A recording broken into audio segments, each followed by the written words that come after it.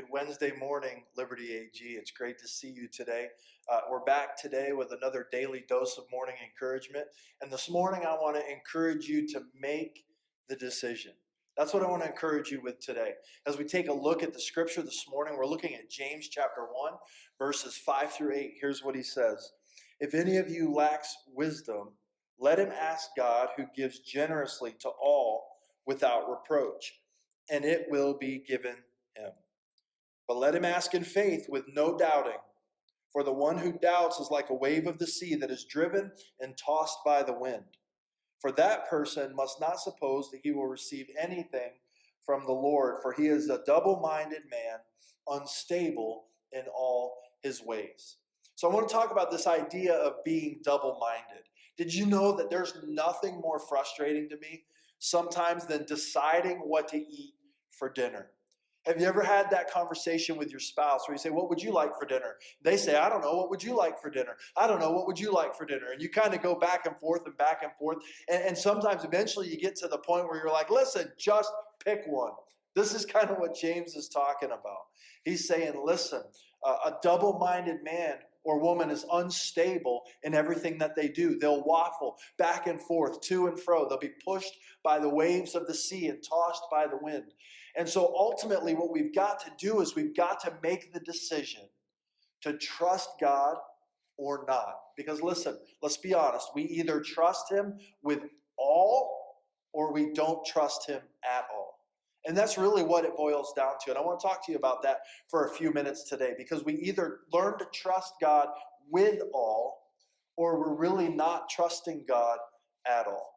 And so fear is an activator that can pull us away from trust. It can pull us away from God. But faith, or trust in who God is also an activator. Faith can actually push us toward God. Trust in him can actually draw us closer to him. 2 Timothy chapter 1 says this, that God gives us a spirit of what? Of power, of love, and of a sound mind, which is the exact opposite of what he talks about before then, which is a spirit of fear. So I want to encourage you today, we can't have both. It's one or the other. Either we are afraid or we trust. When we fear, we move away from God. But when we trust, we move toward him. And so we trust him with all or not at all. And so I want to talk about this and encourage you today to make the decision. Decide who or what you're going to trust in today. And so let me give you a couple of things that you can do to help make this decision. The first one is this. Sit down for a moment. Maybe it's on your phone or on a computer or a tablet or some type of device. But sit down for a moment and search out the Bible and find all the verses on faith and trust that you can find. Then I want you to do this. I want you to take a moment and jot a couple of them down.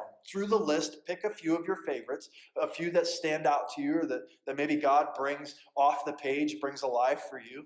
Jot them down. Write them down on small cards or write them down on Post-its and just place them around your house or in your car or wherever you're going to find yourself throughout the day.